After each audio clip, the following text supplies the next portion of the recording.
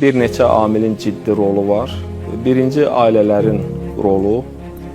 Təəssüflə qeyd etmək lazımdır ki, son vaxtlar Azərbaycanda nikahların pozulması sürətlə gedir və bu təlim-tərbiyə prosesinə təsir edir. Bütün hallarda təsir etməsə də bu amilin çox böyük rolu var. Ümumiyyətlə, boşanmalar, ailə daxili münaqişələr, fikir ayrılığı, bu bir mənalı olaraq bu prosesdə öz sözünü deyir. İkinci, burada ciddi amil valideynlərin tərbiyəsi məsələsidir. Özünün yetərli tərbiyəsi olmadığına görə övladına tərbiyə verməmək, yəni valideynin özünün yetərli tərbiyəsi yoxdur, bu tərbiyəni verə bilmir. İkinci, valideynin vaxtı yoxdur. Üçüncü isə valideynin vaxtı var, vaxt ayırmır.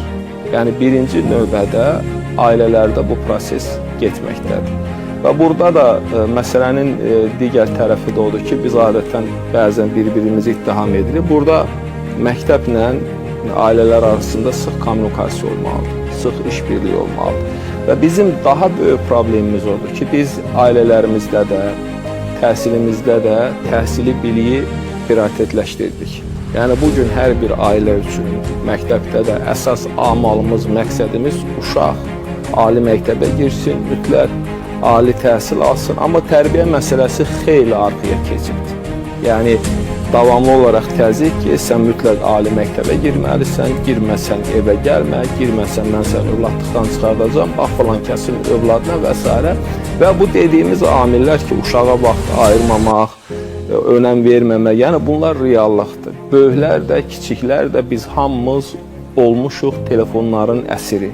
Axşam gedin evlərə, ya telefondadır hamı, ya da seriallardadır və yeri gəlmişkən bu Türkiyənin mafiya serialları ki var, mən onu neçə vaxtı deyirdim, şükür indi bir proses gedir, bu mafiya üzvlərini qəhrəmanlaşdırmaq falan.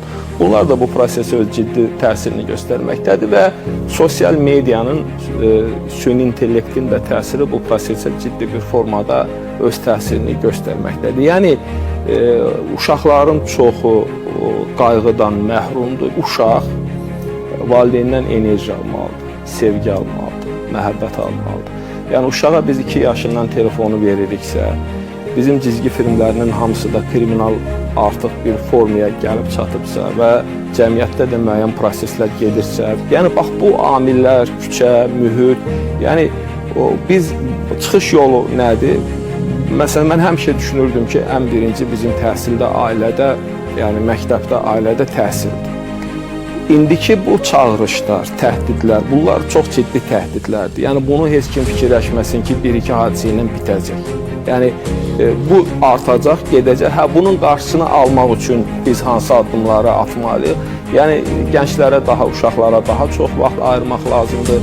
Onlarla daha çox ünsiyyətdə olmalıdır və ən önəmlisi, bugün biz tərbiyəni prioritetləşdirməliyik. Yəni bütün ailədə də, məktəbdə də tərbiyə daha ön plana çıxmalıdır. Əgər biz bunu etməsək, gələcəkdə daha çətin proseslər gedəcək.